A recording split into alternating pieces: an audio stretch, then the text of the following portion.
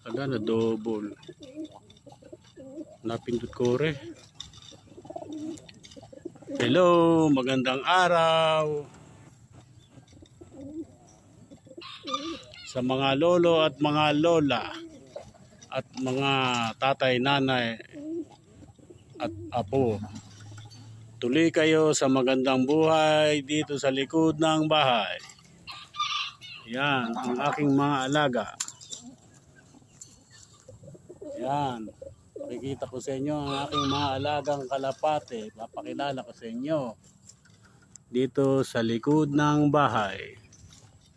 Ito pinagmulan ito may nagbigay sa apo ko ng kalapate.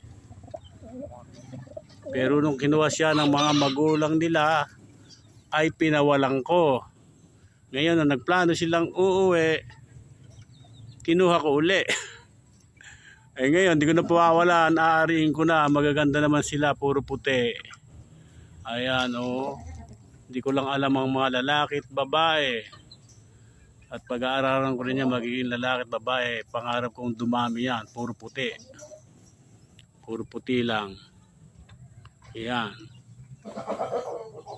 Ang gaganda nila. Ayan, nadidinig niyo yung aking si Voltron. Nilalaro si K3. Ayun. Meron akong bisita rin ang aking pinsan. Ayan, ang ganda ng lalaki.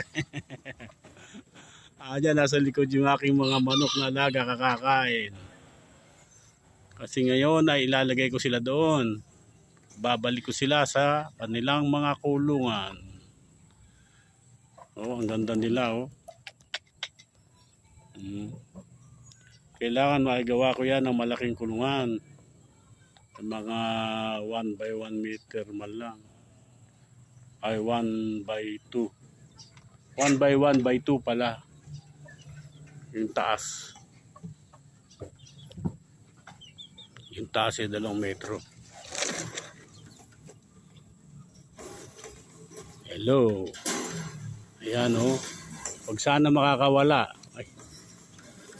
Huwag na lang makakawala pa mamaya na lang. Ayan ang kulungan nila talaga. Ayan. Ayan kulungan ng aking mga magagandang kalapate. Ayan. Nasa tabi ng bahay ni Coco. At yan ang aking si Usaki. Magaling na siya. Ang sugat niya. Ayan, si Usaki. Ala. Ayun sa liig yung kanyang sugat. Ayun, ayaw mo na. Makita.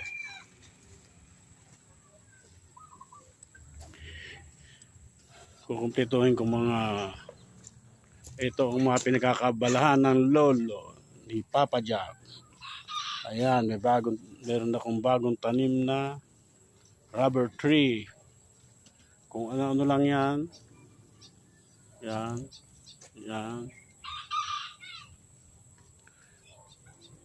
Yun gagawin kong table. Itong 2 goma na yan. Gagawin kong coffee table dito sa likod ng bahay. Yan. Yan ang aking nagibang bodega. Yan ang binaksak ng bagyo. Yan ang aking mga halaman.